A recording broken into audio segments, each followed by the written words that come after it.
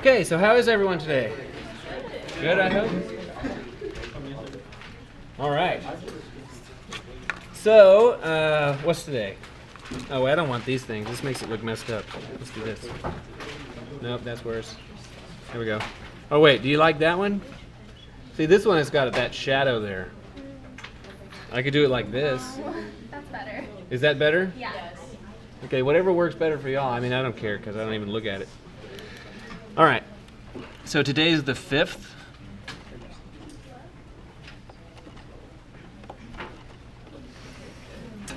Last time we were talking about polynomials, multiplying them, FOIL, and all that kind of stuff. Great distribution. And now we've got a couple things to talk about.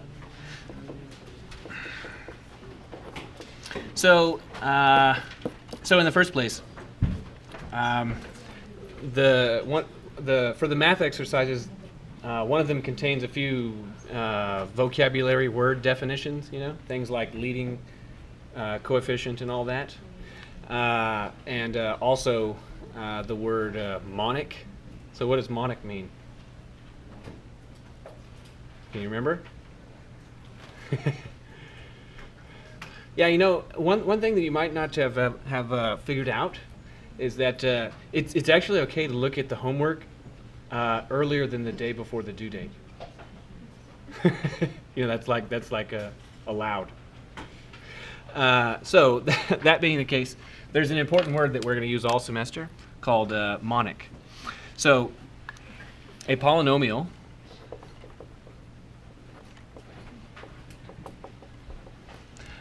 with leading coefficient 1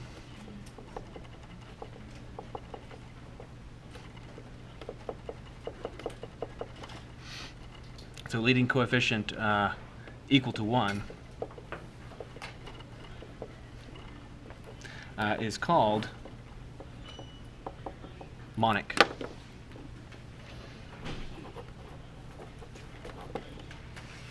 All right.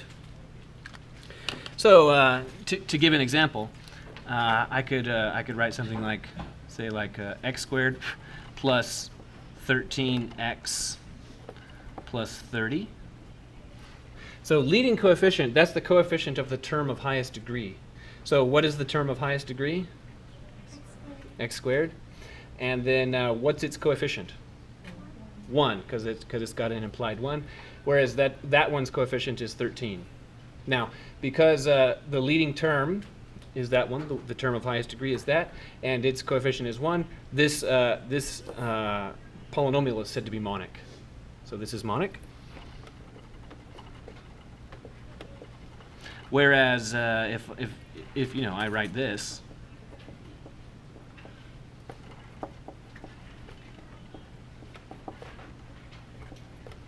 you know, almost the exact same thing. So again, that's the leading term, and the leading coefficient is 14. So is this monic? It is not.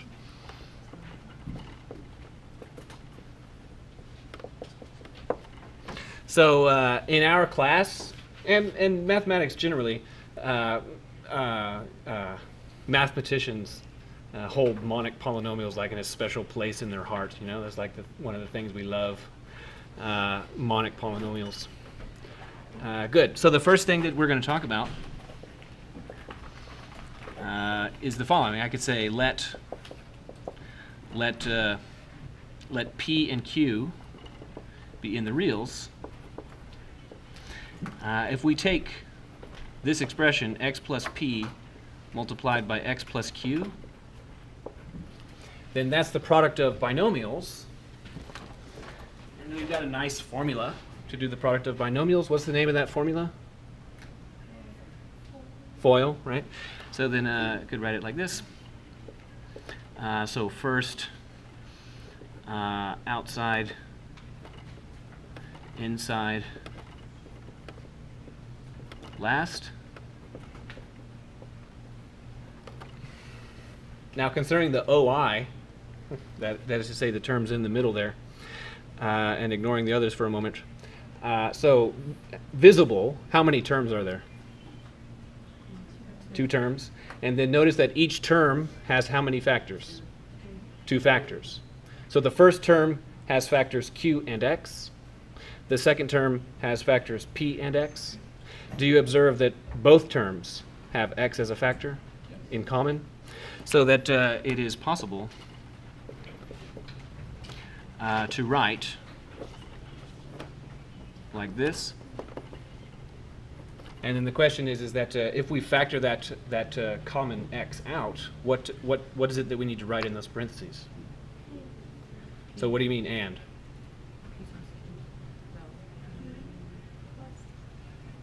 P plus q, right? P plus q. Now, why p plus q? So there's a question, it seems, that about this plus. Why plus? Why not multiply?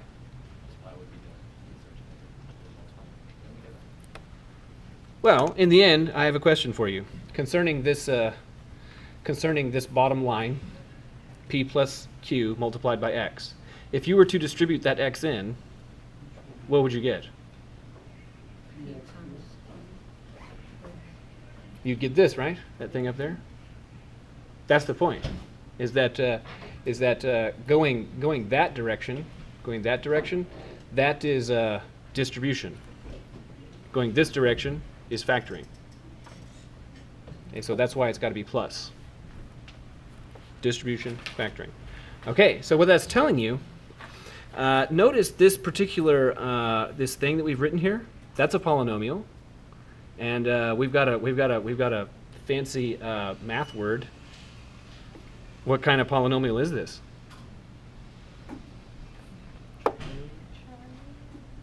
Monic. It's monic. It's a monic one. That's the one I was fishing for. So notice that it's monic.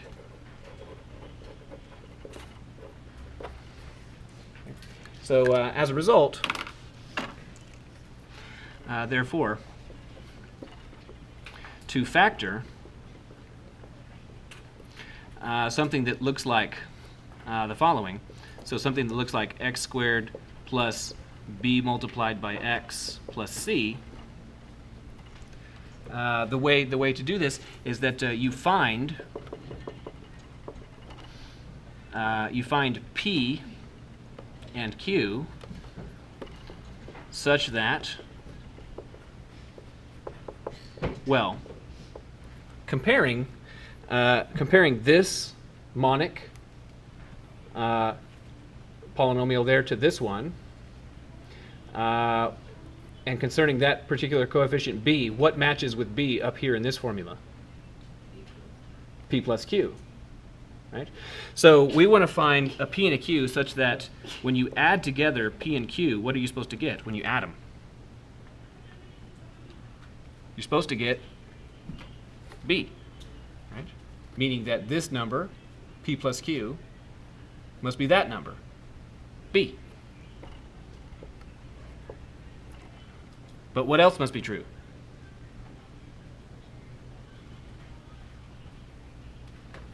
C is the product of P and Q. Right, because comparing these ones, we can also say that if you take those p and q and you multiply them, you're supposed to get c. And then comparing these, well, they're both 1 already, right? So there's nothing to say there because they're already both 1. Okay, so as a result, I could ask you to do the following. I could say, okay, for example, x squared plus, pardon me, 13x plus 30, and the, pardon me, the request is for you to factor this. So what we're looking for is we're looking for two numbers that add to be what? 13, and that multiply to be what? 30. So once you get used to these, they're pretty straightforward, but since this is the first case, I'll do it kind of in, super slow-mo here. So what you want is you want to find two numbers that add to be 30 and multiply to, add to be 13 and multiply to be 30. Now it's easy to find two numbers that satisfy 1. It's slightly more difficult to find two numbers that satisfy both. So I'll try one of these. Two numbers that add up to be 13. How about 1 and 12? So that's a legitimate candidate, because when you add them, what do you get? 13. You get 13. So that's good. Does that mean that we found a winner? No, why not? Yeah, because they multiply to get 12, but we wanted it to be 30. And again, to be clear, what we're looking for is we're looking for this one to be 13, and we're looking for this one to be 30. That's what we want. So that was good. That wasn't good. All right, I'll do it in a different way. How about 2 and 15? So why are 2 and 15 a passable guess? Yeah, because when you multiply those together, you get 30. So that's good because it matches that.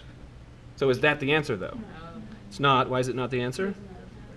Right, because when you add them, you get 17.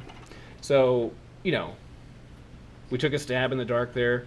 That one was good. That one wasn't. Another one, that was good, but that one wasn't. Okay, so I think probably you've had plenty of time to figure it out. Okay, so what would be another good choice? 3 and 10? Okay. So 3 and 10 are a good choice because when you add them, you get 13, and that's what we wanted. Do you observe that when you multiply them, you get 30? Ah, so that means that we won. We found the winner. So as a result of that, that's telling us that we can factor this in the following way. We can say that it's something multiply by other something, and what do we write in there? Very good. X plus 3 multiply x plus 10. And then you can check your work by foiling that back out. Any question about this? So these are really pretty straightforward. So another such example would, be something like this. So, I mean, this is the way they're all done, right? More or less. You can just come up with one real easy. So I'll write w squared and then minus, minus 8w. And now I want two numbers that add up to be negative 8. And I want one of them to be positive and one of them to be negative. So what do you think? Just any two numbers. We're making the problem. So what if one of them is 10? What does the other one have to be? What is it? Negative 2, right? So if we want two numbers that add to be negative 8, and one of them is 10, the other would have to be negative 2. Okay, now someone else, give me two numbers that add to be negative 8. One of them negative, one positive. 13, negative 5. Okay, so then as a result, I'm going to write minus 65. And I'm going to say factor. And, he said 13 and negative 5. And then it kind of might have seemed like I said, forget your numbers. I'm going to write negative 65. But what? Right. So now we're looking for two numbers that add to be negative 8 and sum to be what? That add to be negative 8 and multiply to be what? Negative 65. Okay, so again, we want to find P and Q such that when you add them, you get negative 8. And when you multiply them, you get negative 65. So what are we going to guess? It's kind of forced when I do it right in front of you and then say, what is it that we did? Okay, well, you can either take the strategy of trying to figure out things that add up to be negative 8. So like you could say, I'll try negative 3 and negative 5. So that's a a legitimate guess. Why is that a legitimate guess? Because they really do add to be negative 8, so that one worked. But then you multiply them and you get 15. Now the fact that you got 15, in particular positive 15, and you wanted negative 65 is telling you something. What's it telling you? Yeah, what is it? Okay, one of them has to be positive. In fact, it has to be 1 and 1, right? Because if they're both positive, then this number is positive. If they're both negative, then this number is positive. So in fact, we have to have 1 and 1. Okay, so we could try like, well, how about what was the real answer? 13. So how about 14? Or negative 14? How about that? And 6. So that's a reasonable guess. Why is that a reasonable guess? Add together to be -8. Because they add to be -8, One's negative. and also one is negative and one is positive. Yet, when you multiply them together, you get what, 60 and -84? Better, but not right. Okay, so now we've done this enough. What are the right choices? -13 and +5. So that's a good choice because they add to be -8, so that's good. And then when you multiply them, what do you get? -65. So we found it. We found the winner. So under normal circumstances, when you're doing this, it's quite rapid, okay? So what's the answer then?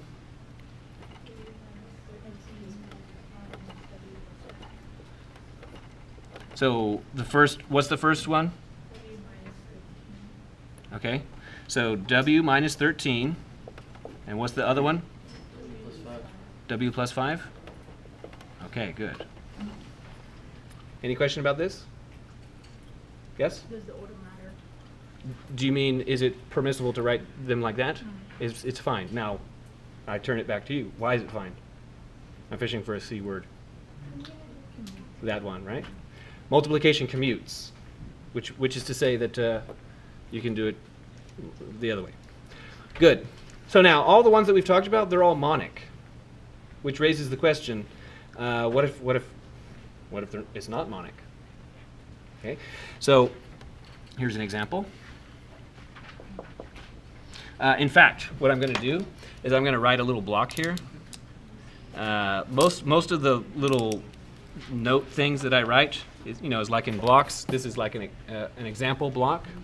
So now I'm going to write a hidden block.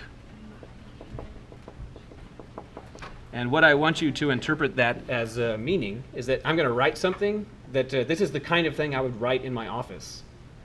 Okay, that you can't see, like when I'm making an exercise. This is the part where I'm making it. You wouldn't be able to see it under normal circumstances. So here it is. So I'm going to take two binomials, something like, say like 3w, 3w minus 8, I guess, and then multiplied by w plus 9. That sounds good. And then I'm going to multiply this out and collect like terms. So this would be 3w squared, and then plus 27w, and then subtract 8w, and then subtract 72. And again, this is not the kind of thing that you would see. This is invisible. So then here's the request.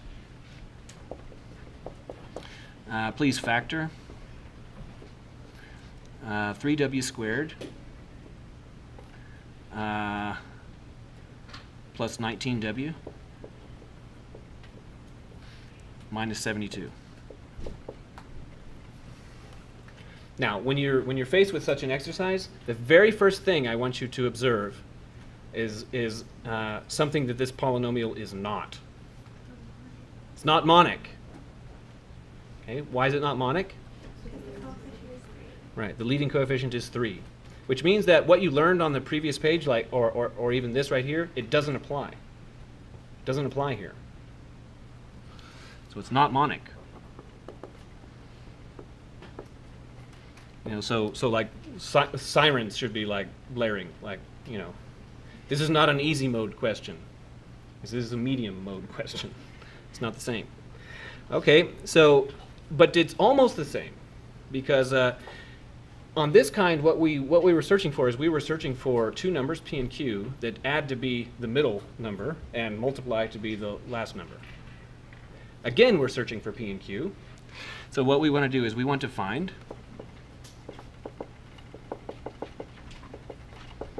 p and q such that, okay, now let's I'm going to suspend the knowledge that that we have to distinguish between monic and not. So I'm just going to like cover that up just momentarily. And if that were exactly what was written, then we want to find p and q such that when you add them, you get what? You get 19. And when you multiply them, you get what? Negative 72. That's what we would write if it were monic. But it's not, so we've got that 3 there. And the way that you fix the situation is that you write multiplied by 3. Right there. Otherwise, it's exactly the same. Now, I want to impress upon you how small of a change this is. Because in this exercise up here, when we were doing this, what we wanted is we wanted to find P and Q such that when you add them, you get what for this one? Negative 8. And when you multiply them, you get what? Negative 65. And then what we did down here to make this right is we took the leading coefficient and put it right there. Now, what's the leading coefficient on this one? 1. We were doing it the whole time. It was the same. All I want you to see is that now we're doing the case when it's not monic. Okay, good. So we'll perform our search. We want to find P and Q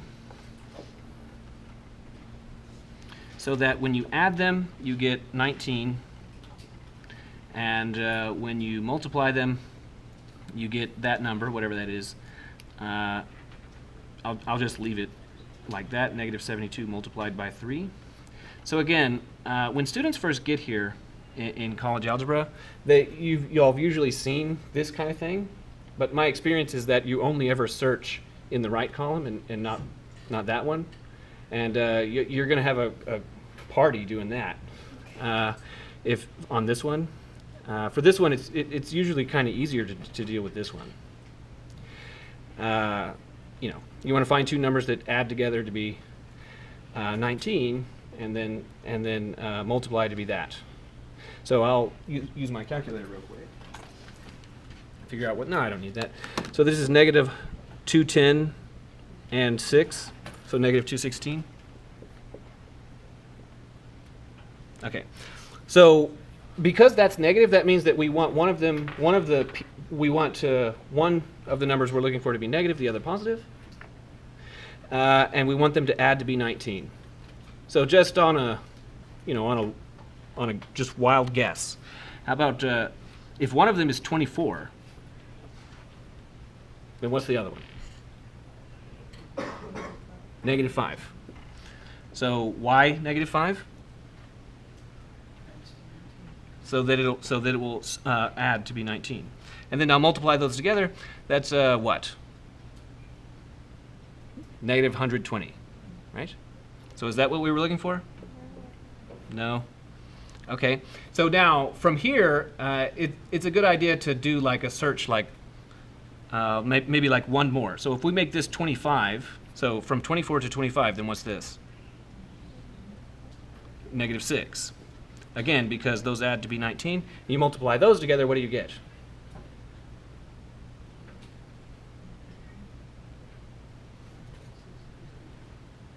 What do you get? 150, right? Because if you have 6 quarters, how much money do you have? $1.50, right? Thank you. Okay, so then, fine. So did we get closer to the true answer or further? Closer. We must be going the right way. Okay, so then 26 and negative 7. That works good because those 19. And now I'm reaching nearly my ability to do arithmetic. So this is negative 182. So did we get closer or further? Closer. We're going the right way. So then 27 and negative 8. Those again add to be 19. And then now you multiply those. And wow, incredible! So we got this. So does everybody see? We obtained a winner. Now, if we were doing this exercise, this kind of exercise, what we would do from here is we would say, okay, these are the winners. So we would write W plus 27 and then multiplied by W minus 8. If it were the monic case, but it's not. So now we need to do something slightly different. And here's where I want to say something important. I'm perfectly aware that you might have learned of something different than what I'm about to show you in high school, And it's not permitted. You are not permitted to use it.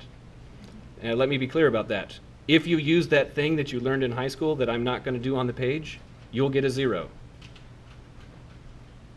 Okay, now that being said, if you have no idea what I'm talking about, I promise you, you are not in any danger of doing it. Okay? No danger. Good. So what we're going to do is we have to use these winners, but we're going to use them in a different way. What we're going to do is I'm going to copy that non-monic polynomial.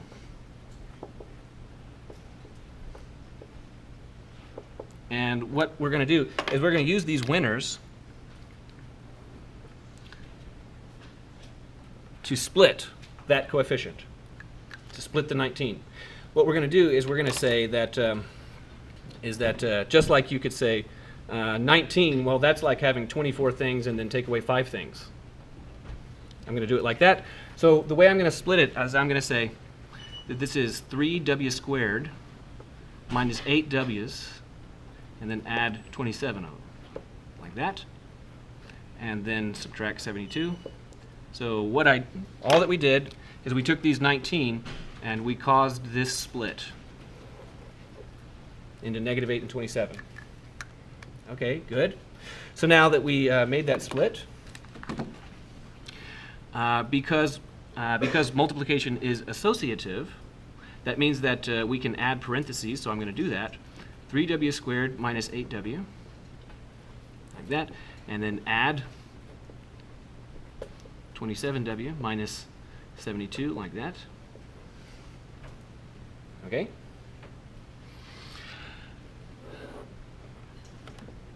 Now, considering the groups separately, for example, just this group right here, just that one. How many terms? 2 terms. What is the greatest common factor? W. So concerning just that first group, we could factor out a W. So what I'm saying is that you should be able to write something or other multiply W. I'm just going to leave that open there for a second. And then concerning the next group, that group, it also has a greatest common factor. What is its greatest common factor? What is it? 9, right? It doesn't have a, there's 2 terms. Only one of them has a W, so W is not part of it. But 9 is a divisor of 27, and 9 is a divisor of 72. So we could say something or other 9, like that. I'm going to leave that line just in case anyone comes and reads the notes. Leave that open like that. So what do we need to write in that first group?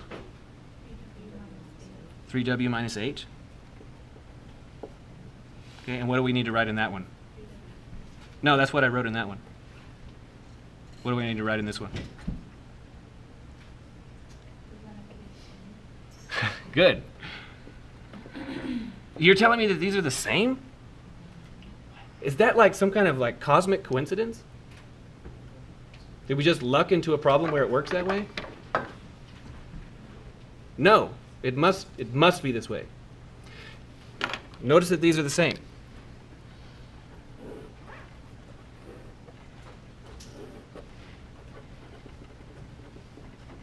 Now, to be clear, on such an exercise, this is part of what the grader is checking for. If you don't get to this place, then you haven't done it. Also, understand that if you're making it to this place and you found that one is 3w minus 8 and that one is 3w minus 6, you made an error somewhere. You did something wrong.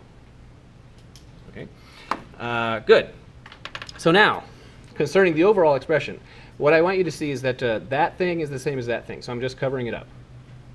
So imagine that I'm covering up like an x. So that here's an x, and then here's an x. So those are both x's. So concerning this expression, the overall expression, how many terms are there? 2 terms. Right? The one that's to the left of the plus and the one to the right. Notice that concerning the term to the left of the plus, its factors are x and w, and the factor on the right, the term on the right, its factors are x and 9. So if this were an x and this were an x, then what could we do?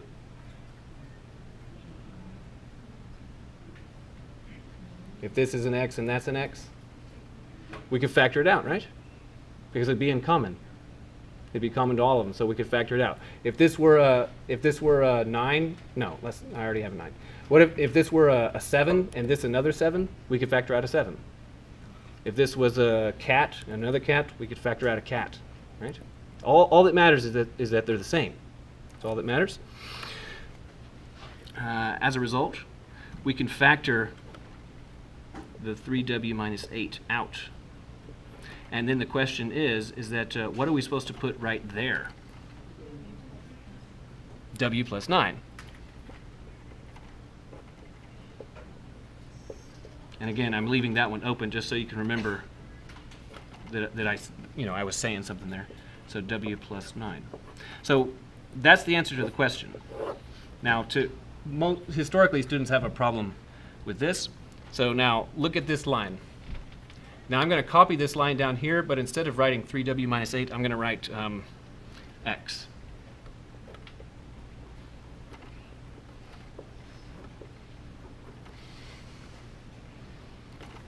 How many terms? 2 terms. What are the factors in that term? X and w. What are the factors in that term? X and 9. Are we in agreement that all terms have a factor of x? And therefore x could be factored out? And there's nothing special to a name. It's just x. I could have written z. I could have written 3w minus 8. I did write 3w minus 8. Right there. So can you see it?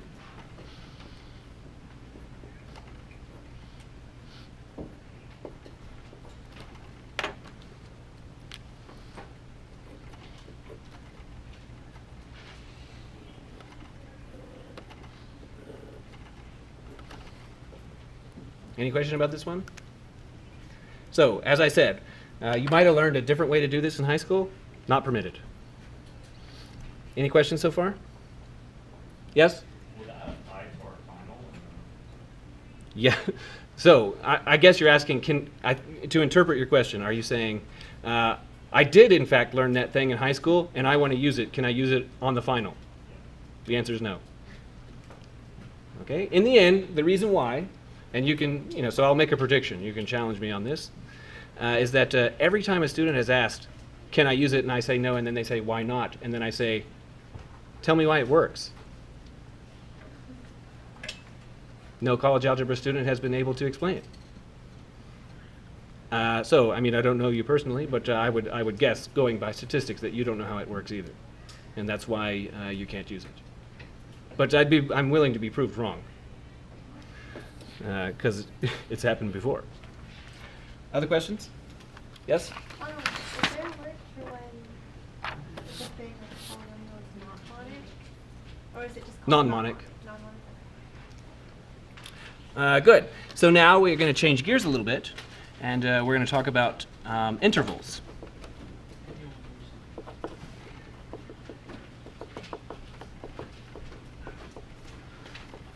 The set R can be visualized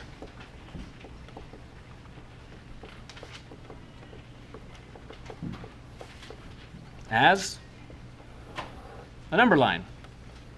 So often, but not in every case, you point out where 0 is. Now, the convention is that the pointy bit of the arrow, that means that that's the direction where the numbers get bigger. So to the right. It's always the convention that when you move to the right, numbers are getting bigger. Good. So then, as a result, this might be this number right here, because it's to the right of 0. You can say whether it's negative or positive. So how about it? It's got to be positive. It's to the right of 0. It's more than 0. So if this is 1, if that's 1, then what's this number? Negative 1. Good. Similarly, in other places. So what an interval? So an interval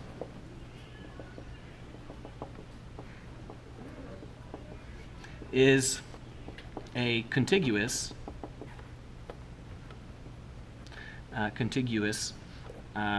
piece of the number line. Now, I really did write contiguous, and that really is a word. And it sounds like the word continuous, but it's not.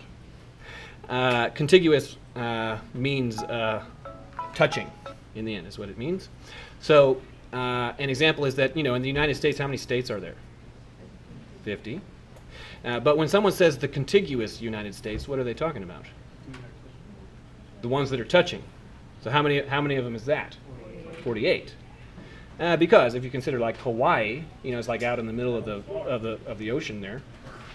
It's it's not one of the contiguous states, and neither is Alaska. So contiguous. Fine. So we can write them down like this. So I'm going to make 3 columns here. So this is plot. This is an inequality. And this is called interval notation. Notation. So you can think of it like we're going to take the number line and then cut it. Like I'll cut it there and there. So maybe we cut it at 8 and 13. So a contiguous piece. All right. As an inequality, this drawing means the following: 8 less than x less than 13. Now I have a question for you concerning this picture. Is 8 in this interval? No. Why not? I don't know what you mean circle. I don't know what you mean by open circle.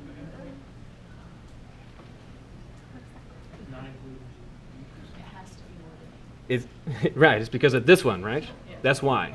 Is it the question, is it the case that 8 is less than 8? No, that's false. So it is this that gives you that. Okay, but now, from now, yes, understand that. And then writing this in interval notation, it's written like this. Okay, and then you might say, I like your interval, but in fact, it turns out I want the 8. So from the inequality, how do I need to edit this inequality so that we do have the 8? Less or equal. And then, how do we draw the plot piece so that it signifies we do have the 8? Fill it in. Good. And then, it disturbs me every time I do it, but I have to do it. How do you write this part? Square bracket on the 8, and then that one on the 13. That disturbs me because, how are you going to close a square bracket with a round one? That, I just can't stand it, but, someone else made this choice a long time ago. Then you might ask, I want everything that's to the right of 8. So you could write that like this. You could say x greater than or equal to 8. So that's 8 or more. Another way to write it is like this. Is like 8 less or equal to x. Some people think that's disturbing to look at. But at any rate, do you observe that this x is between two things, 8 and 13, but this x doesn't have anything to be between? So if you had it in mind to, that you wanted x to be between things, you could write less than infinity. Nah, it's between things, right? So the way you draw it, all of those are the same. The way you draw it is filled in at 8 and then a right arrow. And then how do you do this?